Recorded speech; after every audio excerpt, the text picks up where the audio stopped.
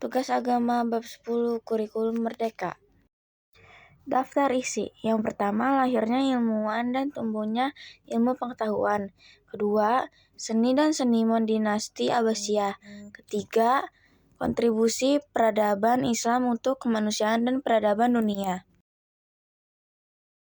Lahirnya ilmuwan dan tumbuhnya ilmu pengetahuan. Seperti ilmu pengetahuan umum dan ilmu pengetahuan agama. Pada ilmu pengetahuan umum ada beberapa ilmu yang dilahirkan seperti kedokteran, filsafat, astronomi, dan matematika. Dan untuk ilmu pengetahuan agama, ilmu kalam, ilmu fikih, ilmu tentang akhlak, ilmu hadis, ilmu tafsir, ilmu kedokteran pada masa Bani Abbasiyah. Nama dokter terkenal dan berjasa di bidangnya yaitu Ali Al-Tabari, Al-Razi, Al-Majusi, Ibnu Sina. Ali Al-Tabari menciptakan kitab Firdaus Al-Hikmah tentang sistem pengobatan. Yang kedua, Al-Razi yang menciptakan kitab Al-Hawi tentang pengetahuan yang dimiliki oleh orang Arab. Ketiga, ada Al-Majusi menciptakan kitab Kamil Al-Sinaa Al-Tibyah, semacam kamus istilah tentang sains dan praktik kedokteran. Keempat, ada Ibnu Sina menciptakan kitab Al-Syifa tentang ilmu pengetahuan dan Al-Qanun fi Al-Tib tentang dasar-dasar ilmu kedokteran, dan karyanya dijadikan sebagai teori dasar. Berikut ini ada ilmu fikih pada masa Bani Abbasiyah. Ilmu fikih adalah ilmu yang mengkaji hukum syariat Islam dari segi-segi formal, peribadatan, dan dalam berinteraksi sosial. Pertama ada Hanafi oleh Abu Hanifah, kedua Maliki oleh Malik Ibnu Anas, ketiga ada Syafi'i oleh Muhammad Ibnu Idris Al-Syafi'i, yang keempat ada Hambali oleh Ahmad Ibnu Hanbal. Ilmu tentang akhlak. Kajian akhlak membahas tentang perangai, tingkah laku, dan tabiat seperti kesederhanaan, keberanian, kebebasan, kecakapan, dan lain-lain yang dilakukan oleh manusia. Ilmuwan yang memiliki perhatian di bidang akhlak pada saat itu diantaranya Al-Mawardi, Miskawai, dan Al-Ghazali. Ketiga ada ilmu hadis. Pada masa Abbasiyah ada 6 kitab hadis ternama yang berhasil disusun oleh para ilmuwan, yaitu ada Sahih Al-Bukhari oleh Muhammad Ibnu Ismail Al-Bukhari, Sahih Muslim oleh Abu Al-Husain, Muslim bin Hajjaj bin Muslim bin Kausyas, Al-Kusyairi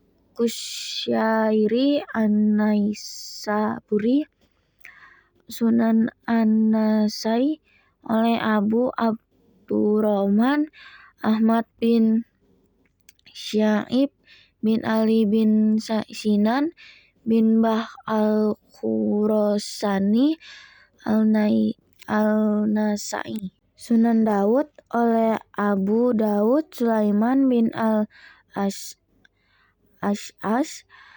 As-Sijistani. Sunan At-Tirmizi oleh Abu Isa Muhammad bin Isa bin Saurah bin Musa bin Ad-Dahhak As-Sulami At-Tirmizi. Dan terakhir Sunan Ibnu Majah oleh Abu Abdullah Muhammad bin Yazid bin Abdullah bin Majah Al-Quzwaini. Dan terakhir ada ilmu tafsir.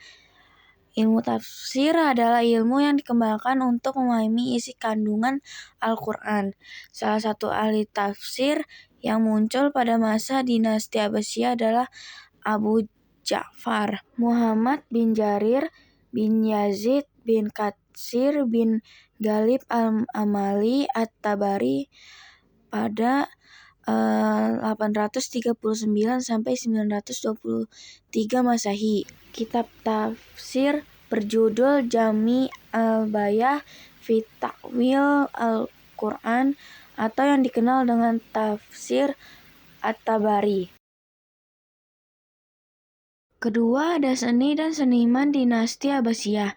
Seni-seni itu diantaranya adalah seni arsitektur, patung, lukis, industri, kaligrafi, musik, dan lain-lain.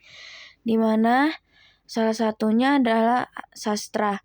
Sastra yang dikenal yaitu Hikayat 1001 Malam, di mana kisah di dalamnya berkembang menjadi cerita populer yang bertahan sampai saat ini. Seperti kisah tentang Aladin dan lampu wasiat, Alibaba, Sinbad si pelaut, serta 40 pencuri.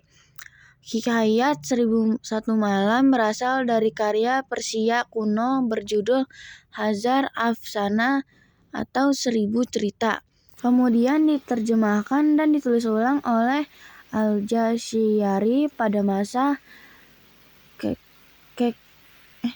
kekhafihan Harun al-Rasyid. Al-Jasyari juga memasukkan beberapa cerita tentang Khalifah Harun al-Rasyid, penyair Abu Nawas di dalam buku yang ditulisnya. Karya Al-Jasyari ini kemudian diberi judul Al-Laila wal Lailah. Dan yang terakhir ada kontribusi peradaban Islam untuk kemanusiaan dan peradaban dunia.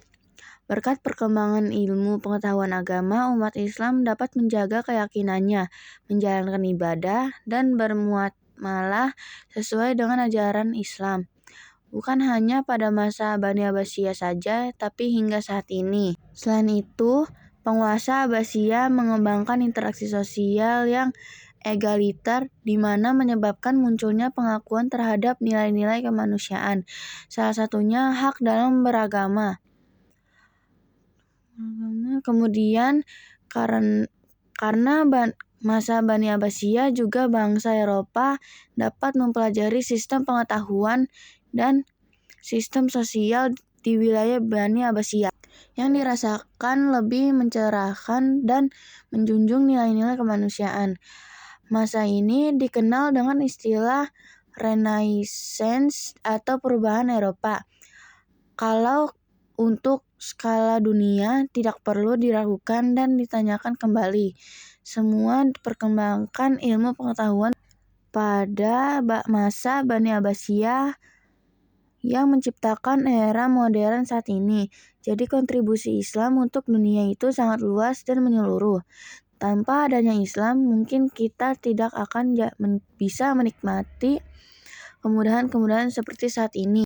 Termasuk kalian yang tidak bisa mengakses rangkuman di portal edukasi ini tanpa adanya angka biner yang diciptakan oleh Al-Khawarizmi. Sekian dari rangkuman saya tentang bab 10. Terima kasih.